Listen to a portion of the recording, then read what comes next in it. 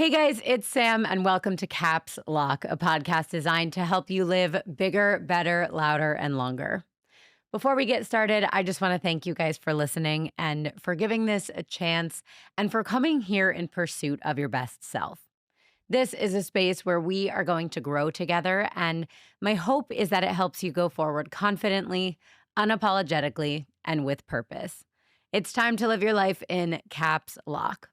If that mission feels aligned for you, hit the subscribe button so you never miss an episode, and let's dive in.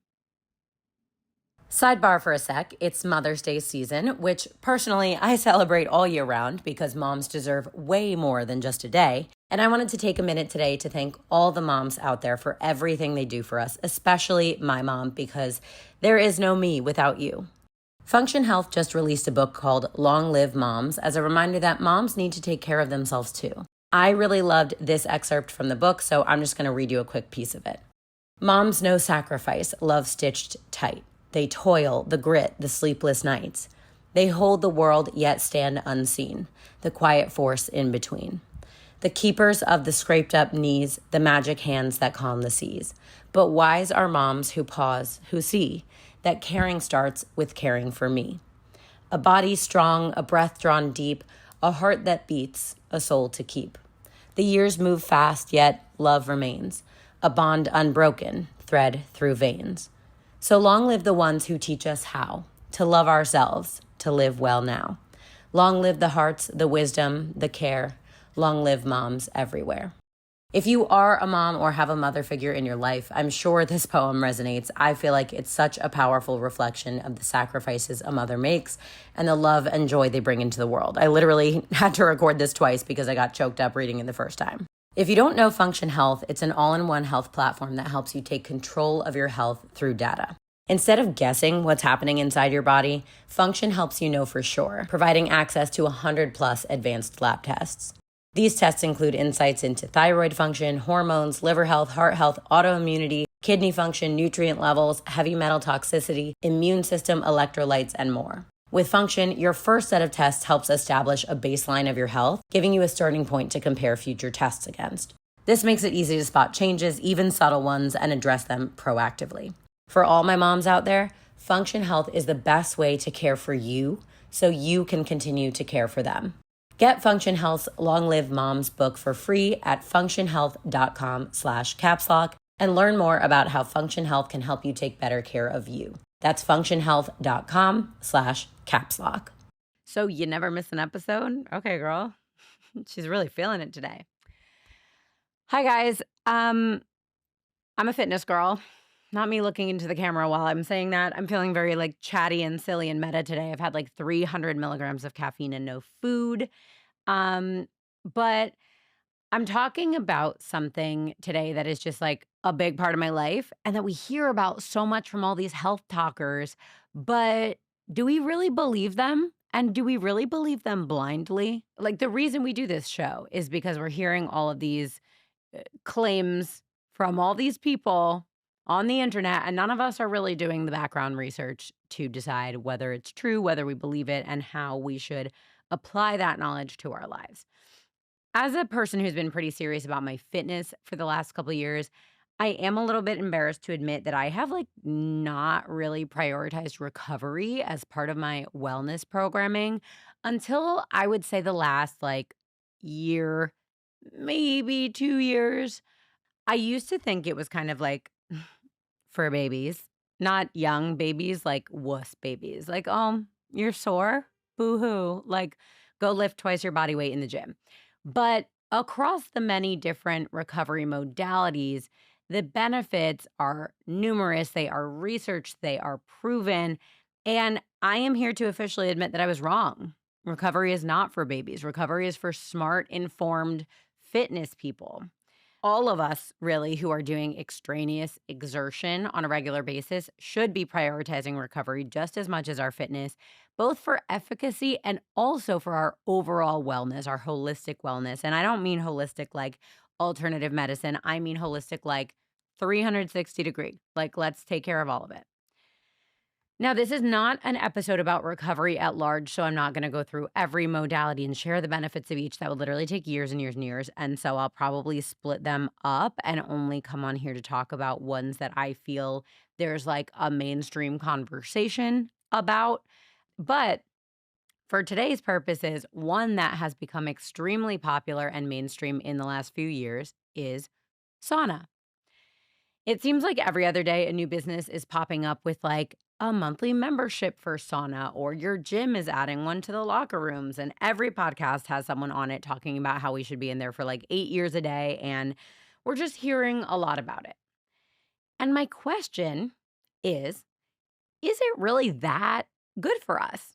And is it that good for everyone? Like, there are a lot of question marks surrounding saunas and what have you, like fertility in both genders and overall capacity for the heat in men versus women. In case you were wondering, there's not a huge conversation there, but generally speaking, women can tolerate a little bit less heat than men. And also, just overall, what are the benefits? What does it actually do to our bodies? Will these saunas really make us live longer? Because that's the conversation I'm hearing is like, go in a sauna for 8 years a day and you're going to live forever. Okay.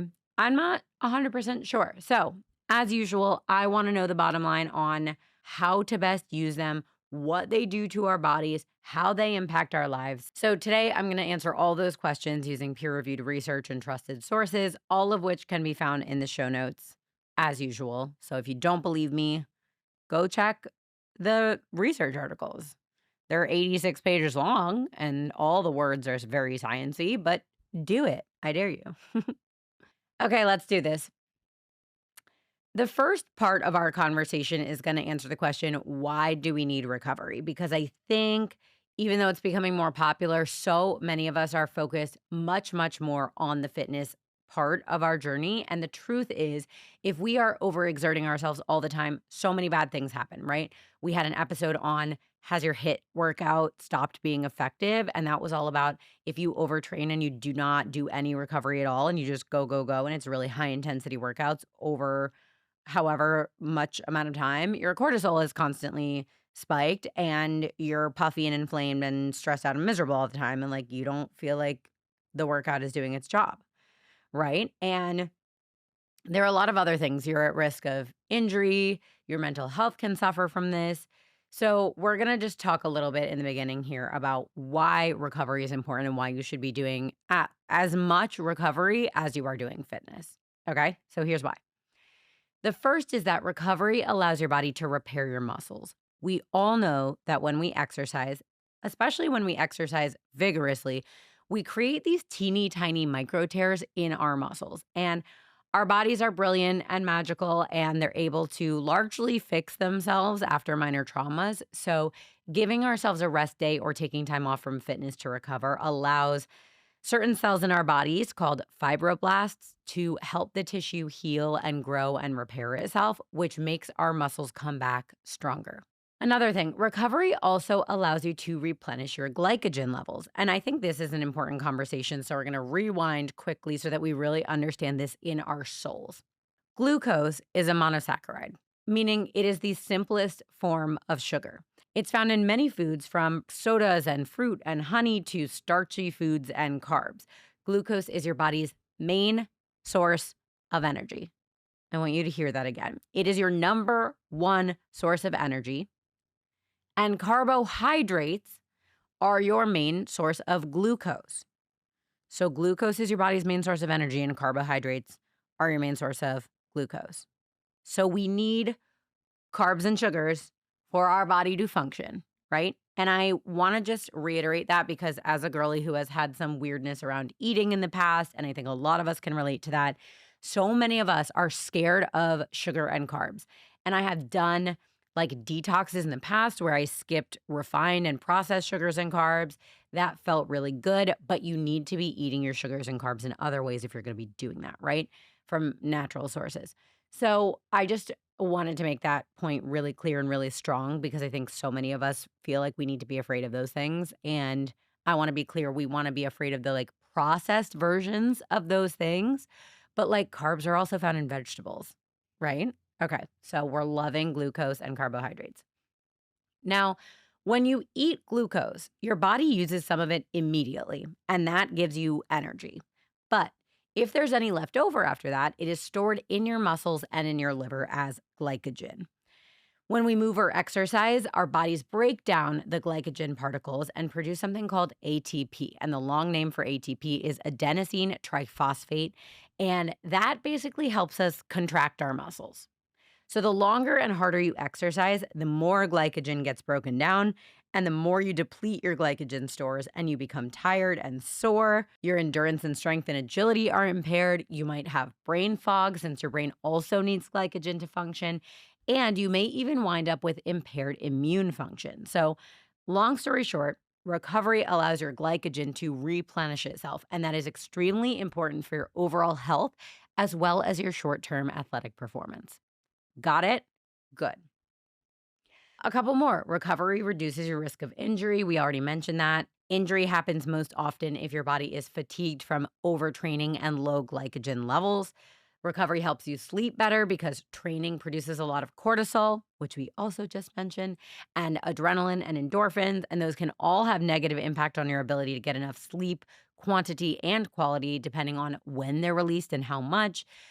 This is like there's research kind of on both sides of this, but it really is dependent on how much of this is released and when, because we are going to talk later about endorphins and sleep a little bit. So again, just important to prioritize recovery in order to sleep. And as part of that, you need to watch when and how much of these chemicals are being released in your brain and your body. Recovery also helps you maintain hormonal health and balance. As you already know, cortisol, adrenaline, and endorphins, which we just mentioned, are hormones that your body produces when you exercise. In addition to those, though, your levels of growth hormone, testosterone, insulin, thyroid hormones, and way more, all of those also change during exercise. So, too much or too little of any of these hormones can cause a variety of cascading health issues that negatively impact things like your metabolism, your heart, your nervous system, bones, muscles, like you name it. Your hormones really like control your body. So, rest and recovery in between bouts of vigorous exercise allow your levels to even out after your workout alters them. Also, we know from my earlier episode, like I said, on whether your HIIT workout has stopped working, that the overproduction of cortisol, for example, can create tons of inflammation in your body, making you not only appear puffy and bloated, but also feel very lethargic and unwell. So, if you want to listen to that episode, it's episode number 16. Feel free to scroll back there. But for the purposes of this episode, suffice it to say that there are lots of reasons in the world of hormones that you should be prioritizing your recovery after exercise. Now, the last thing I want to talk about in terms of why we want to be prioritizing recovery is that it helps your body flush out lactic acid from your workout. If you remember the glycogen to ATP conversion from a few list items ago, lactic acid is like a built-in part of that whole process. So, as your workout increases in intensity, the glycogen is ultimately converted into something called lactate. And lactate allows your body to continue making ATP as access to oxygen becomes a little bit more limited. And that is known as anaerobic exercise. You've probably heard that before. Now, here's something interesting about lactic acid. It is not why your muscles are sore after a workout. There's this like very popular myth. Like I almost don't know how these things like come about, but there's this very popular myth that as lactic acid builds up in your muscles, like that's why you become sore at the end of a workout and releasing your lactic acid, like letting it drain out of your body, like that's how you beat soreness. That's not really true. The soreness after a workout actually mostly comes from those micro tears in your muscles. However, it is still important for your body to recover and flush out lactic acid because too much of it can cause an acidic pH environment for the muscles.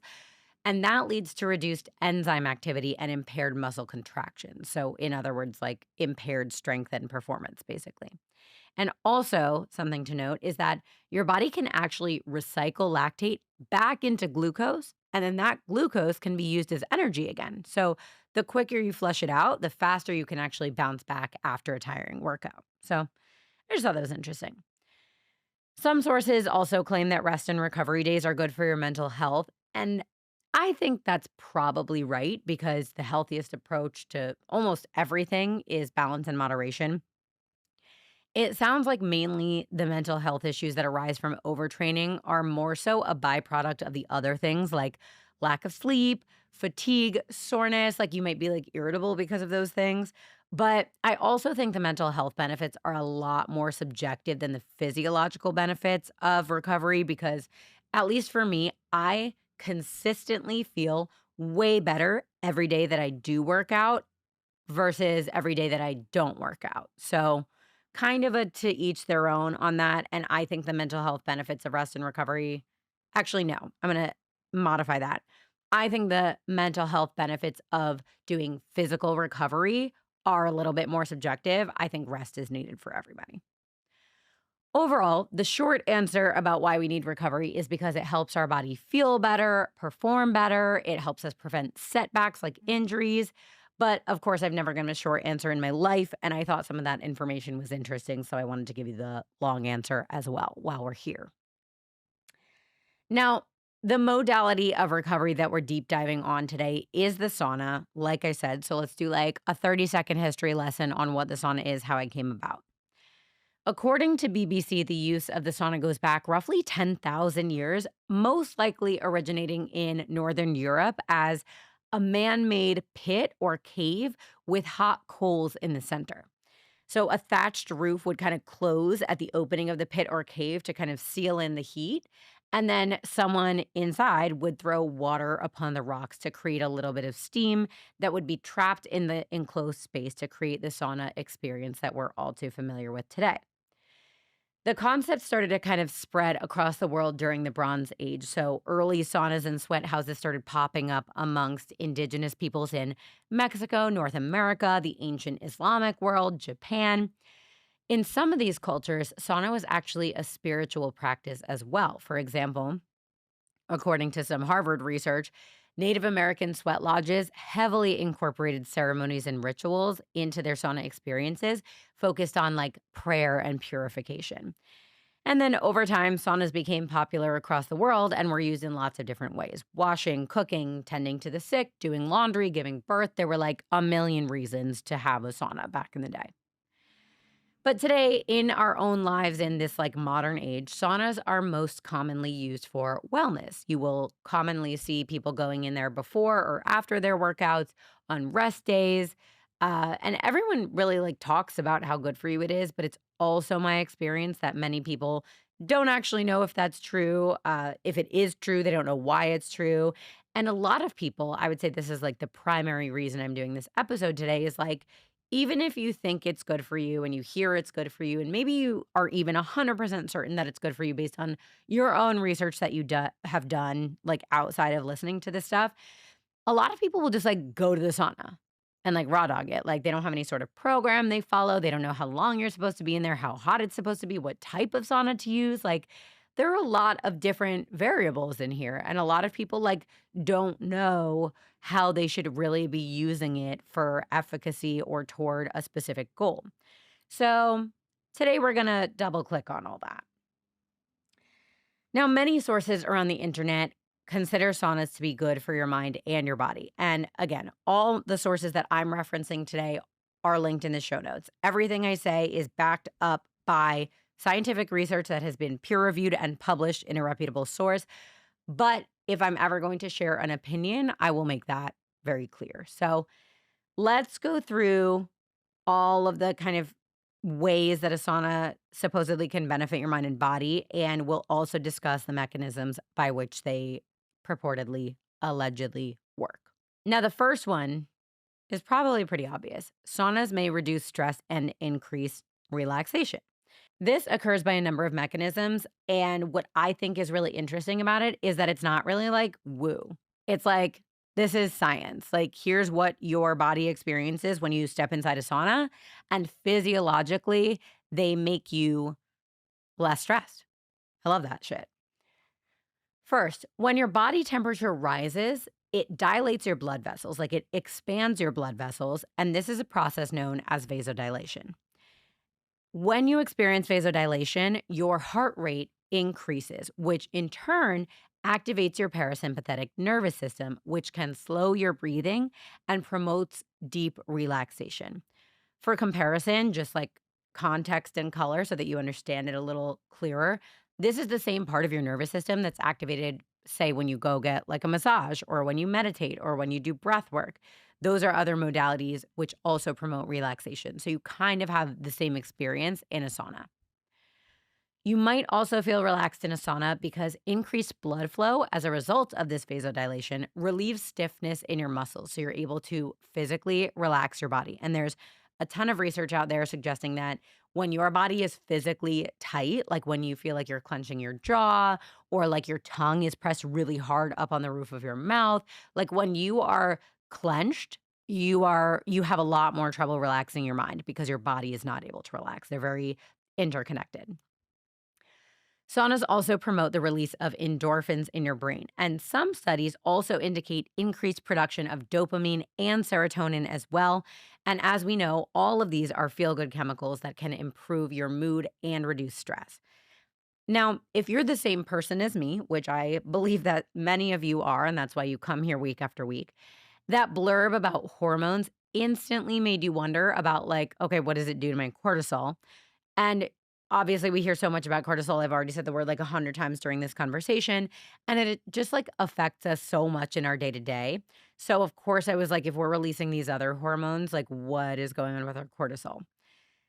To answer that question, unfortunately, there's a bit of conflicting information here. I found sources in medical journals that indicated high temperatures actually lowering your cortisol, which would indicate, in theory, a sauna putting you into a relaxed state.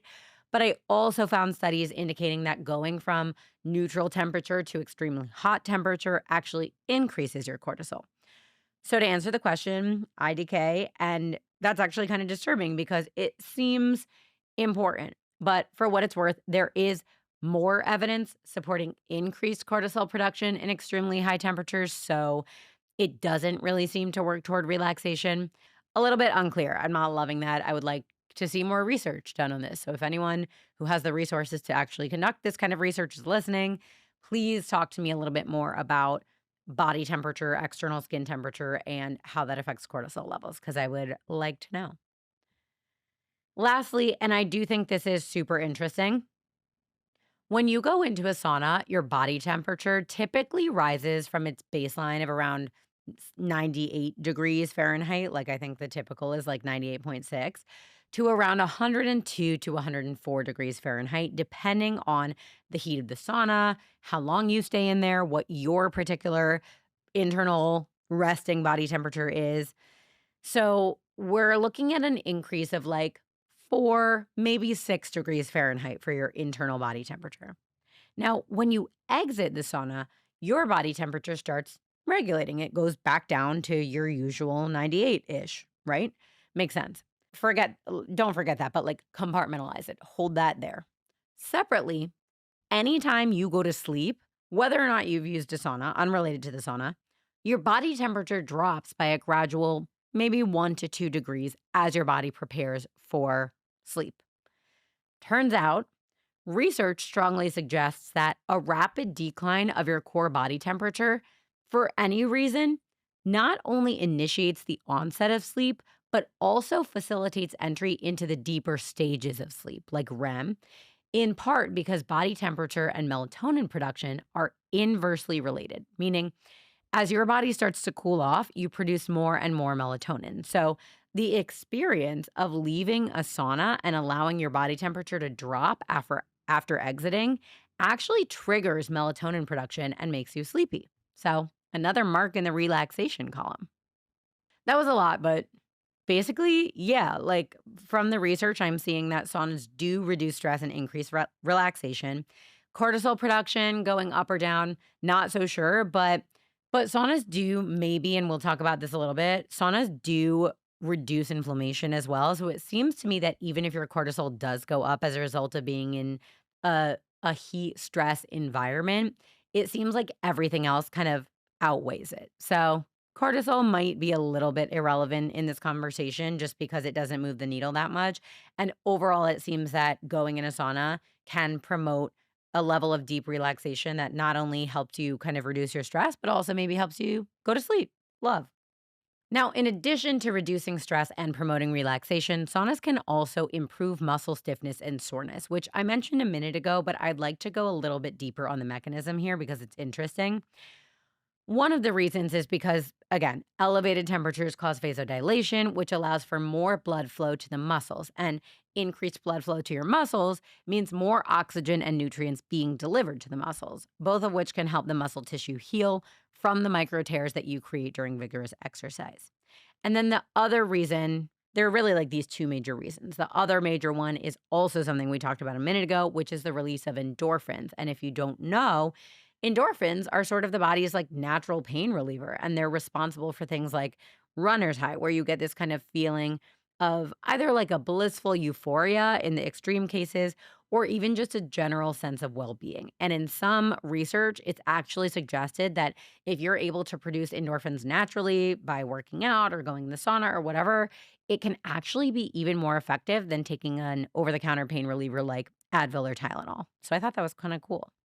Okay, number 3, one of the best sauna benefits that I have concluded from my research seems to be the way it affects your cardiovascular health.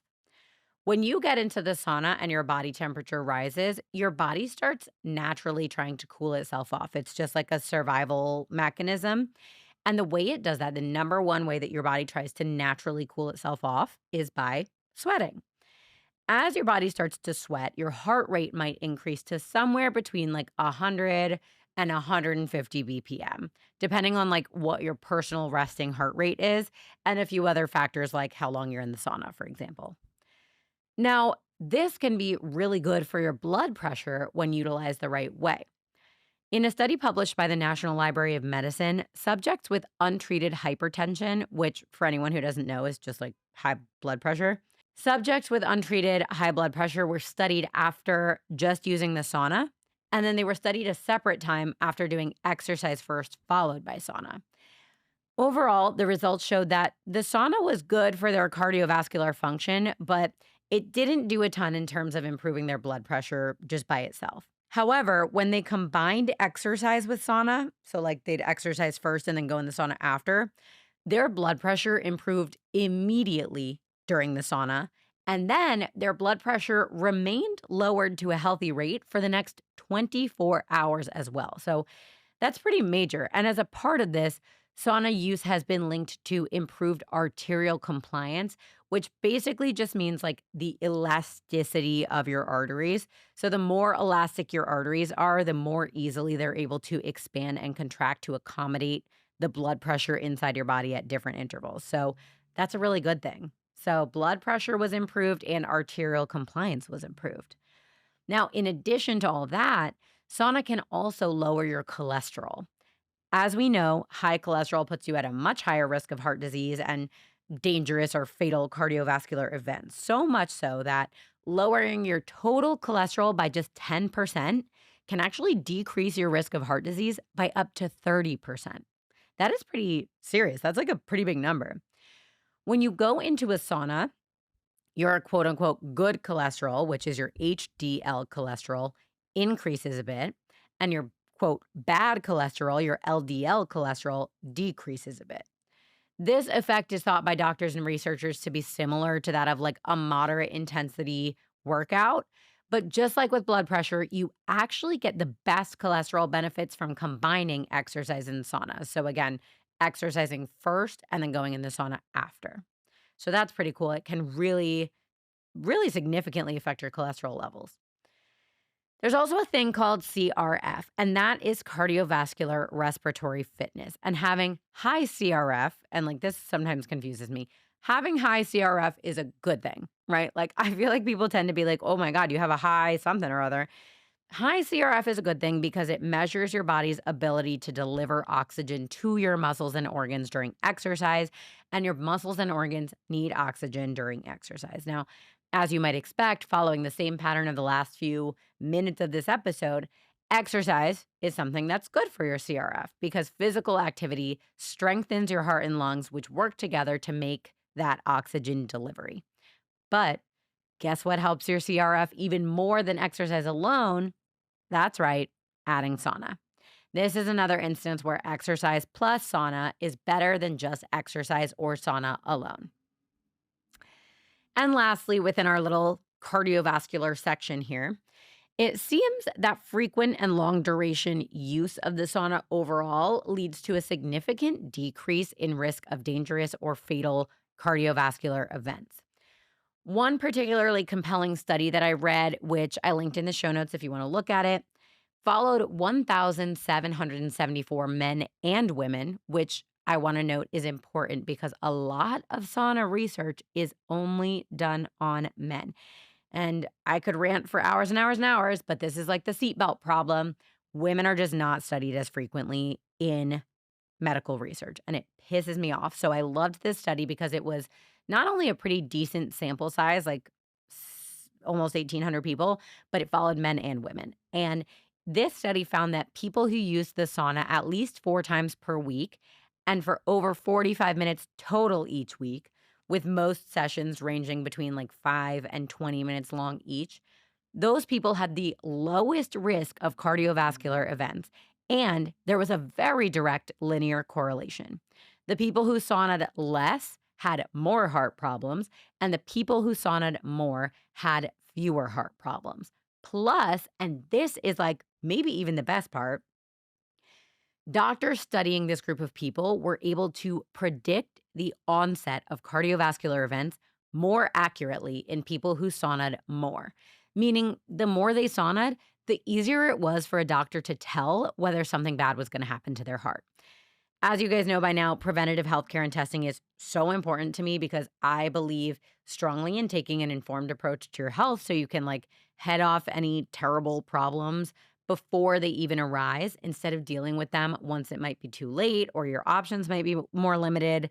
That's the reason we have this podcast, right? Is like I want to know as much information as possible so I can make informed decisions about my life and my body and my wellness to just take the best care of myself that I possibly can. We get one shot at living this life. And if we're lucky, we're going to live 100 years total. So, like, why not try to live as long and well as possible? Anyway, for that reason, this finding was particularly exciting and compelling to me. Now, in addition to your heart health, it is also convincing. This research is convincing that frequent sauna use can improve your respiratory health, like your breathing health. A study published in the European Journal of Clinical Investigation found that men who used the sauna 3 to 7 times per week had about half the risk of developing COPD compared to men who used the sauna 0 to 2 times per week. And for anyone wondering, COPD is just a long term lung disease that makes it hard to breathe. So the thought here is that the sauna reduced inflammation in these men's lungs, which helped reduce mucus and also like expand and clear the airways. So that was cool. This is another exciting one. And this is our last like 100% confirmed. We really like the sauna for these benefits. Is in a study of 2,084 healthy men. Can we just get some ladies in here, please, in the future? Thank you. But in a study of 2,084 healthy men, researchers found that increased frequency of sauna use correlated inversely with the amount of C reactive protein in their blood. This is huge because C reactive protein is a blood marker that indicates inflammation in the human body. And that inflammation in turn can indicate the presence of infections, autoimmune diseases, and cardiovascular risk, among other things. Those are like the real big ones, but it can indicate a ton of things. Inflammation overall is a sign that your body is trying to fight something off. While C reactive protein levels do fluctuate a little bit naturally in humans, it is not common for them to be consistently elevated, and low levels of C reactive protein indicate improved overall health, while high levels of C reactive protein typically indicate that something is wrong. All of this is to say that saunas reduce inflammation, and as a lot of us know, inflammation is the cause of so many other health issues in the body. And if it's not the exact cause of so many health issues in the body, it is an indicator oftentimes of health issues in the body. Those are like pretty much the confirmed benefits of using the sauna frequently.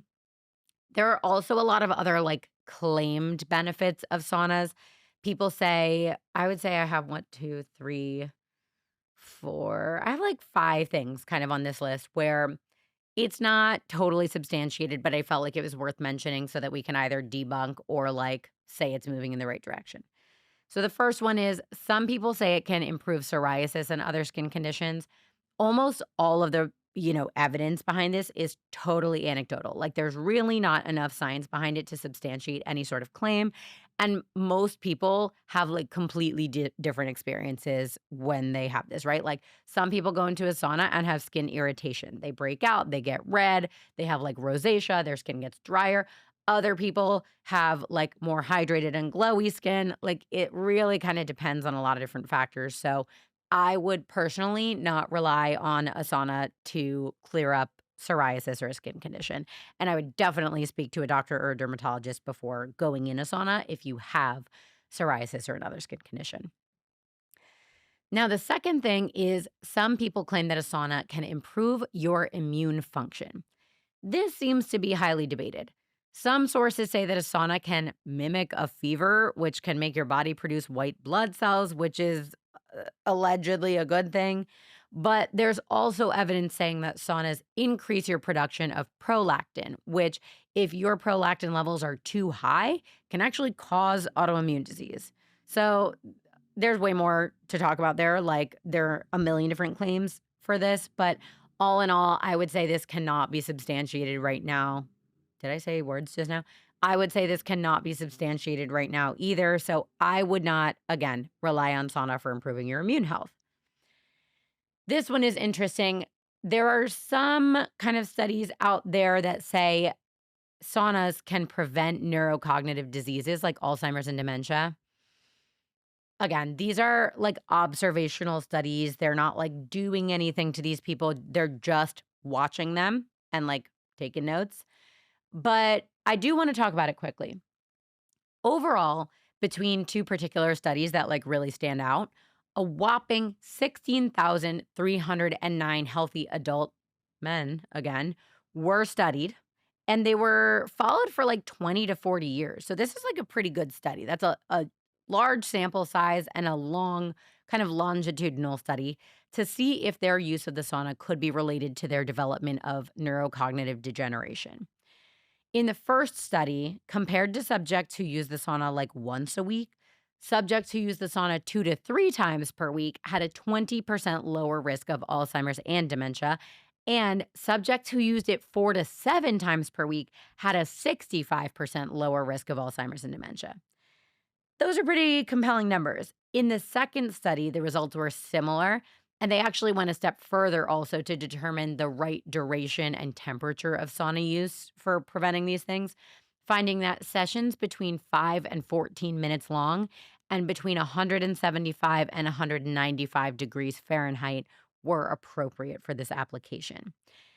Important to note, temperatures over 210 degrees Fahrenheit actually resulted in increased dementia risk. So I would say keep it between the 175 and 195. It is suggested throughout the research on saunas in the brain that increased blood flow to the brain because of this vasodilation we keep talking about, alongside the production of the endorphins and potential kind of cellular repair effects, can overall improve cognitive function, but it's not a 100% sure thing since this research is still very young. Overall, this observational evidence seems to be pointing in the right direction as long as the sauna is used properly. But again, a ton more research needs to be done to say anything with like total confidence. Okay, I have two more, and these I think are like really popular uses and claims and applications of sauna. So I want you to lock in here. A lot of people seem to like think and say that the sauna helps with weight loss. The only real evidence that exists to support the weight loss claim is that saunas can stimulate the production of human growth hormone, whose job is to aid in bone, muscle, tissue growth, and also like sort of regulate your metabolism, which in theory could help you burn fat, but that's not really its main job. Also, of course, when you're sweating, you are releasing water and like liquid that your body was storing. So that can also help with short term, like technically, I guess you would say weight loss because like your number on the scale might be smaller. and it might decrease puffiness, but that is not weight loss that will be sustained because it's just like releasing some water retention. Like when you drink water, which you have to do before, during, and after a sauna, like when you drink water again and eat and like have your normal lifestyle, like that will come back and kind of regulate itself. So like basically the sauna by itself is like not recommended as a weight loss tool, and it's not healthy to dehydrate your body as a form of weight loss. So like stop telling people that they'll lose weight by going to the sauna. If you are doing healthy things and you are at an unhealthy weight, sure, you're going to lose weight and like get down to a healthy weight, right? But like, I do want to be clear that if you're at a healthy weight and you're doing healthy things, the weight you're at is like the good, healthy weight, right? Like, if you need to starve yourself or dehydrate yourself or like do any number of weird and like not normal things to get down to a certain body weight that your like goal is, that's not your healthy body, right? We should talk about that more, I think. But like if you're doing weird shit to get to a quote unquote healthy body weight, it's not a healthy body weight. Doing healthy things leads to your healthy body weight. Okay, the last thing I want to talk about here, as like a claim that people have that's like really a myth, is that saunas detoxify your body. The thing I hear so much about the sauna is that you're in there to detox. You want to sweat out all the toxins in your body. First of all, most of the people saying that don't even know what toxins they're talking about. Like, call a singular toxin by name that's not alcohol or drugs. Tell me the name of a toxin, right? Like, most of those people can't. And second of all, the concept of saunas detoxing you is literally just not confirmed or substantiated at all. Your liver and kidneys are your main detox organs, not your skin. And in fact, the idea that you can sweat out toxins is largely a myth that has been kind of repeatedly debunked. Like, yeah, maybe a little bit of stuff comes out in your sweat, but you are not cleansed by that. In much of the research that's been peer reviewed and published so far, it is such a tiny fractional amount of quote unquote toxin that comes out in your skin that it really doesn't move the needle at all. The only way that saunas really might help you quote detox is actually just by doing what we've been talking about this whole episode, which is increasing your blood flow via vasodilation, like we discussed before, which can help your blood just like move junk out faster and more easily. But overall, saunas cannot be reliably trusted as your partner in detox. Also, being dehydrated is actually terrible for detoxing. So, if you're using the sauna, but you're not replenishing your hydration levels, you're actually making things worse. LOL. So, kidney and liver support is way more important for detoxing. So, I would like drink your water and focus on that instead and not be like, oh, I'm going to the sauna to detox today. Like, you sound dumb. Now, obviously, it is absolutely essential to use the sauna properly to avoid risks like dehydration, skin irritation due to heat exposure, and far worse issues, especially if you have underlying health conditions or circumstances such as age. For example, the recommended ages for sauna are 16 to 65, pregnancy, epilepsy, heart conditions, medications, and like a variety of other things. So, the best thing to do is to actually ask your primary care physician if you are a good candidate for sauna. I know that sounds silly because it feels like there's a sauna everywhere and you can just like do it like you're doing a sheet mask, right?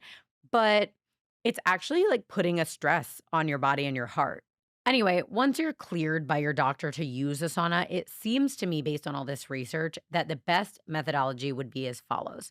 First, start low and slow, manageable temperatures for short periods of time. And then as you start to get comfortable, you can work your way up to, I mean, it seems based on the research that 4 sessions per week with the temperature at 100 to 140 degrees Fahrenheit for infrared saunas, or 150 to 195 for like a Finnish dry sauna. And that's Finnish like FINNISH, like derived from Finland. So right, like infrared and Finnish saunas are a little different. So you can research that if you want. But again, 100 to 140 degrees Fahrenheit for infrared, or 150 to 195 for a Finnish sauna. Each session should ideally follow some kind of workout, and each session should be no longer than 15 to 20 minutes long. And again, in order to use it properly, you should drink water before, during, and after your sauna, and you should not drink alcohol immediately before, during, and after. That is, again, to prevent dehydration.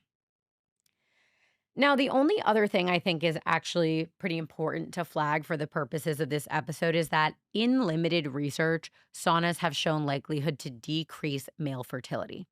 This could be due to the high temperature. They're still kind of researching the mechanism, but the testicles are located outside of the body for a reason. Like your body doesn't just like do things by accident. We are products of evolution. And the reason the testicles are located outside of the body is because they need to have a slightly lower temperature than the normal human internal body temperature in order to maintain sperm count and quality. And when the testicles are overheated, both sperm count and quality suffer. This has been shown in studies of like males in the sauna, but also in studies totally unrelated to sauna, where that was just like kind of a byproduct or a factor. For example, the one we discussed here a couple weeks ago about, I think the title was like, are your like workout leggings, like, are your polyester workout clothes affecting your fertility? It's a great episode. I strongly recommend giving it a listen if you haven't already. But if you remember, in that study, there were two proposed factors that influenced the decreased fertility in male subjects. The main one was that the polyester created an electrostatic field around the subject's reproductive organs. And, like, if you want more on that, you can listen to the episode. But there was a secondary supposition that the polyester just like wasn't breathable. And so it elevated the temperature of the male subject's testicles, and that also contributed to the decline in their overall ability to conceive. So that's a risk I wanted to mention, but I think it's important to note that the subjects in this research about saunas and fertility were able to regain normal levels of sperm count and quality and normal fertility levels overall after they stopped using the sauna. So it's not permanent damage, most likely. And like if you're trying to conceive, maybe just like don't go in the sauna for like a couple months to a year or however long it takes you. But if you're having trouble conceiving, it's just like worth giving that a shot. Guys, that was so much. It seems that we are so back.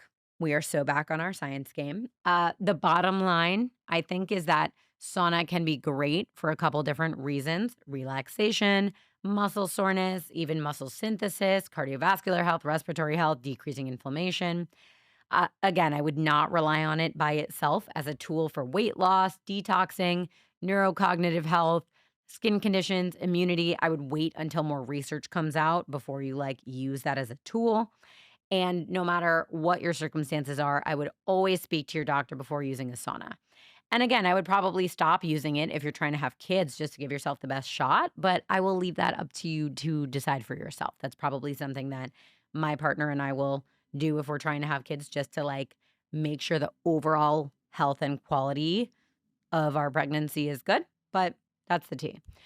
Overall, sauna is something that I have definitely started incorporating into my routine over the last, like, again, I would say year. But I do intend to actually do more of it now that I know that frequency and duration of sauna use play a major role in your cardiovascular health, especially. So, again, like, I would say if you are a healthy young individual whose doctor clears them to do so, start incorporating the sauna. Do it with intention, not just like randomly, sporadically, like when you feel like it or have time. I would do your like 4 times a week workout and afterwards try to do 15 minutes sauna at like the right temperature for whatever kind of sauna you have. That's what I'm going to do. And I'm hoping to see, some good results. Something that I love about my Whoop, I got the new medical grade Whoop, which is like, comes after the 4.0. They had like a 5.0. They have one called Life. They have one called MG. I have the MG one, and that means it's a medical grade one, and it does like heart testing on demand. You can, they're releasing a new thing called Whoop Advanced Labs, where you can actually incorporate blood work into your Whoop, and it'll help more accurately like tell you what you should be doing and about your overall health. Anyway, the reason I bring this up is because one of the best features, in my opinion, and the one that I like the most about the new Whoop is that it tells you your biological or your physiological age. And interestingly, my biological age is like the exact same as my chronological age, which is like I just turned 28. But I don't love that. Like, I want my biological age to be younger because if you can slower the pace of aging, you're going to live healthier longer. But anyway, sauna can be one of those things that if it's improving your cardiovascular health, it's improving your muscle synthesis, it's improving your respiratory health, and especially if it's also able to improve your neurological health, this can really help with the overall like aging process, I think, and maybe even add to your longevity. So, anyway, I'm going to do it with intention. I hope you guys learned something in this episode. I hope you liked it. Let me know in the comments. And that's it for today. Thank you guys again from the bottom of my heart for giving Caps Lock a chance. If you liked this episode, please stick around for more. We have some really interesting topics coming up, including friend breakups, nervous system regulation, hair loss. Maybe we'll do a cold plunge episode because I think it goes kind of hand in hand with this conversation. B, it's another thing that's in the mainstream that people are like saying everyone should do, live longer, all this. But also there's some evidence maybe in Chinese medicine that it's not so good for women. So maybe we'll talk about that. And there's just so much more. Some will be solo episodes and some will feature scientists, founders, experts, doctors, and other very cool, smart people. If there's a topic that you want to hear about on Caps Lock, please send me a message. I have literally done full, deeply researched episodes because someone asked me a question in the DMs. So, like, if there's something that's important to you, shoot me a message and I'll include it in an episode or I'll do a whole episode about it. And then it's basically me doing like hours and hours of research and writing and like almost a full hour talking about it on my podcast just for you. So, like, that's pretty cool, right? And lastly, follow us on Instagram, TikTok, and YouTube at Life in Caps Lock.